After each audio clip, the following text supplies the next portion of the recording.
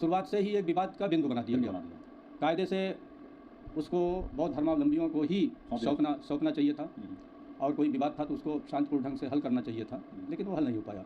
बौद्ध एक माइनॉरिटी समुदाय है इस देश में, तो माइनॉरिटी समुदाय को वैसे अधिकार है कि अपने संस्थाओं का मैनेजमेंट करे। और बोध गया तो शुद्ध रूप से बौद्ध तीर्थ स्थल है। और जो बोध गया टेम्पल एक्ट बना हुआ है उसका उद्देश्य बोध गया का मूल जो टेम्पल है उसके अगल बगल के स्थल को सब जगह से याचिकाएं भेजी जा रही है, सब जगह से ये मांग पत्र भेजा जा रहा है कि भाई एक जो ऐतिहासिक गलती, ये जो एक ऐतिहासिक अतीत में गलती हुई उसको संशोधन किया जाए और एक स्वस्थ धार्मिक वातावरण का, भाईचारा का, प्रेम मोहब्बत का इस देश में बनाया जाए। और ये अच्छी बात नहीं है कि बौद्ध तीर्थ स्थलों का मैनेजमेंट मेजॉरिटी हिंदू कमेटी के हाथ में हो। आप कभी जाएं तो भगवान बुद्ध की मूर्ति जो गर्भगृह में है मौजूद, उसके ठीक सामने एक शिवलिंग की स्थापना कर दी गई और उसको एक शैव मंदिर के रूप में परिवर्तित करने का प्रयास किया गया। तभी से एजिटेशन हो रहा था कि भाई ये गलत है। भारत विविधता का देश है, इसमें विभिन्न धर्मावलंबी हैं, विभिन्न धर्म हैं, तो ऐसे में किसी एक धर्म विशेष के तीर्थस्थल को, धार्मिक स्थल को, श्रद्धा के केंद्र को दूसरे धर्मानुयायी कब्जा करें, पहले तो यही बात गलत है। अभी कब्जा चला रहा है, वहाँ देखिए तो और भी मंदिर बन गए हैं। सर क्या कहेंगे, बोध गया में जो भंते लोग बैठे हुए हैं, आमरण अनशन को लेकर बैठे हैं काफ़ी समय से उसका, और आंदोलन तो पहले भी चलते रहते, तो किस तरह से देखते हैं जो भंते लोग अपनी मांगों को लेकर बैठे हुए? देखिए ऐसा है कि बोध गया मूलतः बौद्ध तीर्थस्थल है और पूरे दुनिया में जो 8 बौद्ध तीर्थस्थल हैं उसमें से ये एक प्रसिद्ध तीर्थस्थल है। और 4 तीर्थस्थल, एक तो लुम्बिनी जहाँ वो जन्म लिए, एक सारनाथ जहाँ, एक बोध गया जहाँ उन्हें ज्ञान प्राप्त हुआ, एक सारनाथ जहाँ धम्मचक्र प्रवर्तन किया, और एक कुशीनगर जहाँ भगवान बुद्ध का परिनिर्वाण हुआ। ये 4 सबसे महत्वपूर्ण हैं और 4 और बौद्ध तीर्थस्थल हैं, 8 बौद्ध तीर्थस्थल हैं जिसमें विश्व के सभी बौद्ध धर्मानुयायी आते हैं और अपना श्रद्धा सुमन वहाँ अर्पित करते हैं। भगवान बुद्ध की भूमि पर वहाँ की धूल अपने माथे पर लगा करके वो अपने को गौरवान्वित महसूस करते हैं। तो बोध गया का मंदिर बहुत दिन से आप जानते हो कि एक एबंडेंट स्थिति में था। ये मूलतः अशोक का बनवाया हुआ है। बाद में अनागारिक धर्मपाल जी ने, अलेक्जेंडर कनिंघम ने इसका जीर्णोद्धार कराया और आज जिस रूप में विद्यमान है उसमें अलेक्जेंडर कनिंघम का बहुत बड़ा योगदान है। लेकिन दुर्भाग्य ये रहा कि जितने बौद्ध तीर्थस्थल थे बीच में वो उसमें बौद्ध अनुयायी नहीं रह गए, तो बौद्ध अनुयायियों के न रहने से उसमें अन्य धर्मावलंबियों ने उस पर कब्जा कर लिया। और आप कभी जाएं तो भगवान बुद्ध की मूर्ति जो गर्भगृह में है मौजूद, उसके ठीक सामने एक शिवलिंग की स्थापना कर दी गई और उसको एक शैव मंदिर के रूप में परिवर्तित करने का प्रयास किया गया। तभी से एजिटेशन हो रहा था कि भाई ये गलत है।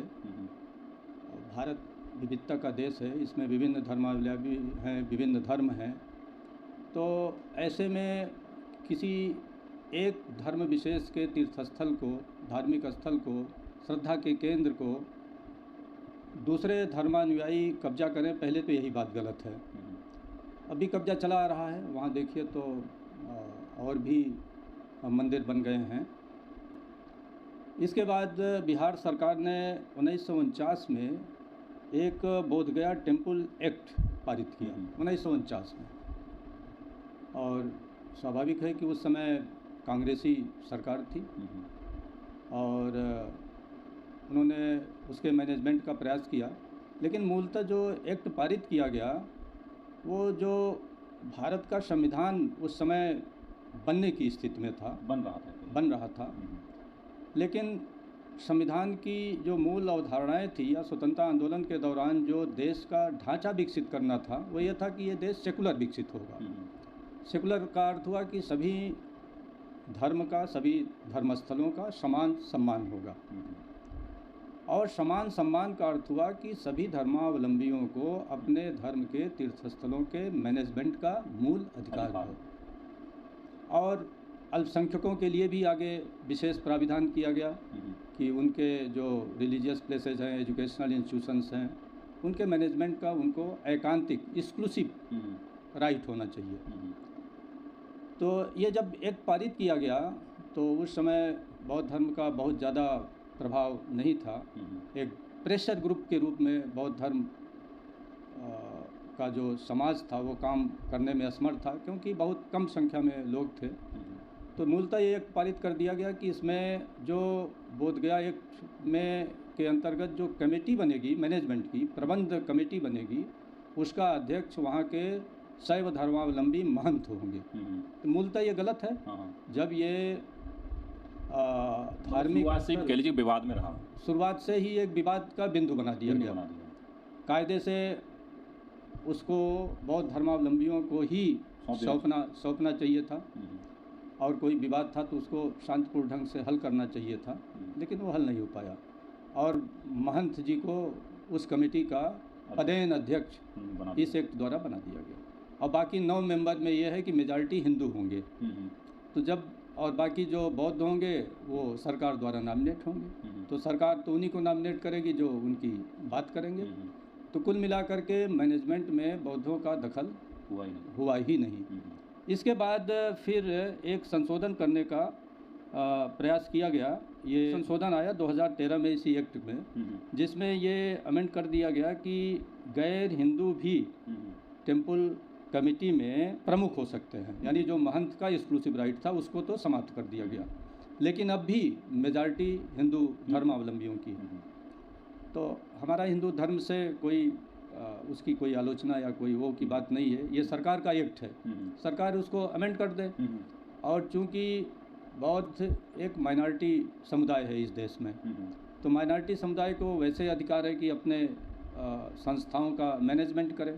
और बोध गया तो शुद्ध रूप से बौद्ध तीर्थस्थल है, और जो बोध गया टेम्पल एक्ट बना हुआ है उसका उद्देश्य बोध गया का मूल जो टेम्पल है और उसके अगल बगल के स्थल को की व्यवस्था करना है। उसका ये भी नहीं है कि बड़ा लंबा चौड़ा परिसर दे दिया गया हो कि उन पे अन्य धर्मावलंबी हैं इसलिए उनका भी ध्यान रखना चाहिए। तो ये बौद्ध धर्मानुयायियों के हाथ में एक मैनेजमेंट जाना चाहिए।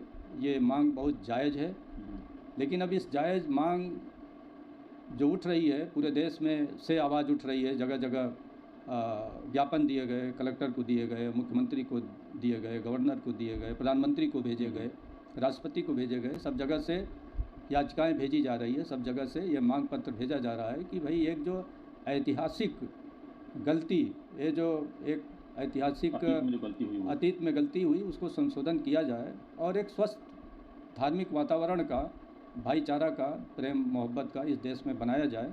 और ये अच्छी बात नहीं है कि बौद्ध तीर्थस्थलों का मैनेजमेंट मेजॉरिटी हिंदू कमेटी के हाथ में हो।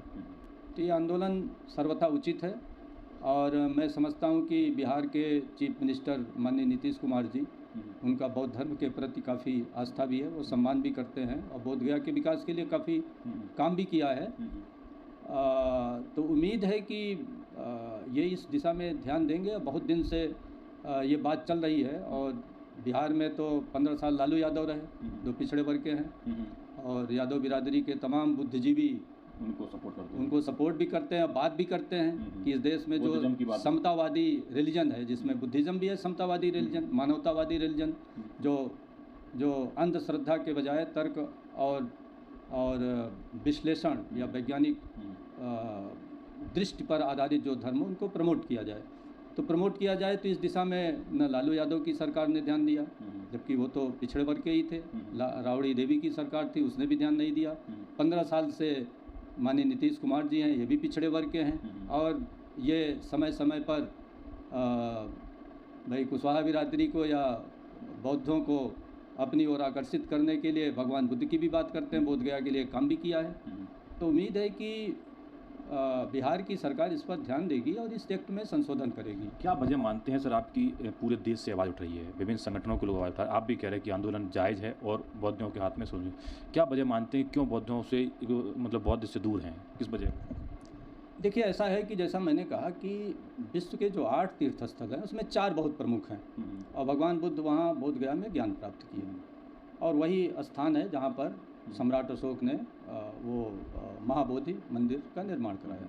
वहीं पर बोधि वृक्ष भी है वहीं पर बगल में वो बरगद भी है जिसमें वो काफ़ी ध्यान किए थे कई दिन तक।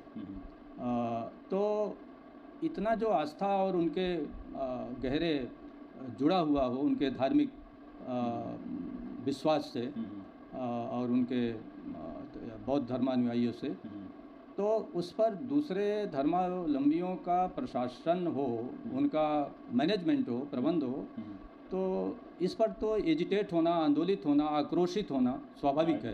और उसी आक्रोश का ये परिणाम है। और ये लंबे समय से मांग की जा रही है, बहुत लंबे समय से मांग की जा रही है और तमाम लोगों ने इसलिए लिए आंदोलन किया है। और ये कोई नया आंदोलन नहीं है, ये निरंतर आंदोलन होते रहे, मांग उठती रही है। लेकिन दुर्भाग्य है कि बिहार सरकार ध्यान नहीं दे रही है। और यह एक्ट जो है ये कोई केंद्र का एक्ट नहीं है, राज्य सरकार, ये तो राज्य सरकार का एक्ट है। इसलिए इसके लिए तो पूर्ण रूप से राज्य सरकार ही जिम्मेदार है। वर्तमान मुख्यमंत्री चाहें तो विधानसभा में बिल ला करके इसको संशोधित कर सकते हैं और ये आंदोलन समाप्त हो सकता है। खामखा एक माहौल ख़राब करना देश में अच्छा नहीं है। इतने लोगों की, जैसा मैंने कहा कि धार्मिक भावनाएं जुड़ी हुई हैं, उनकी धार्मिक भावनाओं को आहत करना ये अच्छी बात नहीं है। अब पूरे विश्व का धर्मावलंबी यहाँ आता है तो क्या मैसेज जा रहा होगा कि भाई भारत एक तरफ सेकुलरिज्म की बात कर रहा है, भारतीय संविधान में एक तरफ अल्पसंख्यक संस्थाओं के संरक्षण की बात हो रही है, एक तरफ सर्वधर्म समभाव की बात हो रही है, वसुधैव कुटुंबकम की बात हो रही है, और दूसरी तरफ बुद्ध जो सिर्फ भारत ही नहीं विश्व के तमाम देशों के आस्था के केंद्र हैं। हाँ, तो ऐसे उनके तीर्थस्थल पर जहाँ उनको ज्ञान प्राप्त हुआ उसका मैनेजमेंट, उसका प्रबंधन किसी अन्य धर्मावलंबी में हो, ये तो हास्यास्पद भी है, हमारे सेकुलर स्ट्रक्चर के विरुद्ध है, हमारा जो अल्पसंख्यकों को संरक्षण देने की बात है उसके भी विरुद्ध है। और मूलतः इस देश के धार्मिक सामाजिक ताने बाने में जो एक समरसता होनी चाहिए उसके भी विरुद्ध है। जैसा कि आपने कहा, जो ताना बाना है समृद्धि उसके विरुद्ध है। बौद्ध जो लोग हैं, बुद्धिस्ट लोग हैं, वो बड़े शांति प्रिय माने जाते हैं और बहुत शांति का संदेश देते हैं, किसी से झगड़ा वगड़ा नहीं। लेकिन देखा जाता है ज़्यादातर उनके जो तीर्थ स्थल हैं उन पर, जैसे कि बोध गया की बात है, उन पर लोग कब्जा ही करते हैं।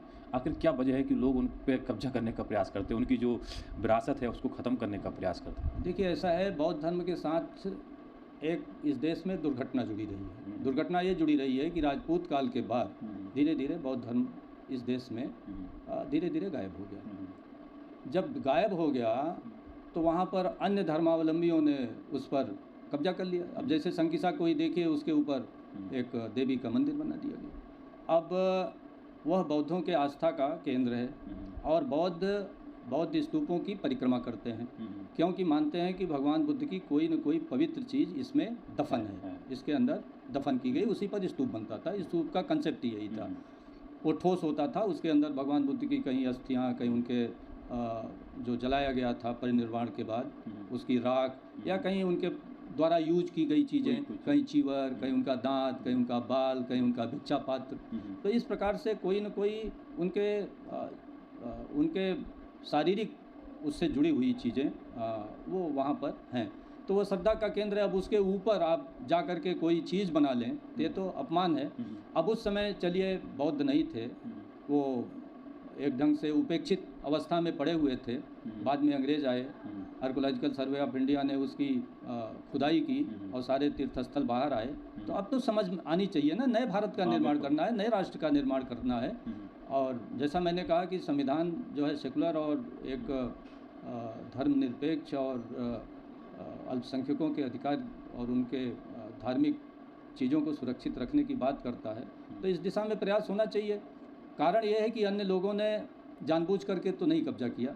भाई, जब कोई चीज़ उपेक्षित रहेगी, उसके धर्मावलंबी वहाँ नहीं होंगे, तो दूसरे धर्मावलंबी तो आ जाएंगे। तो आज अगर असली मालिक आ गए हैं, असली लोग आ गए हैं, तो उनको सौंप देना चाहिए। यही शांति व्यवस्था और समरसता के लिए उचित मार्ग है।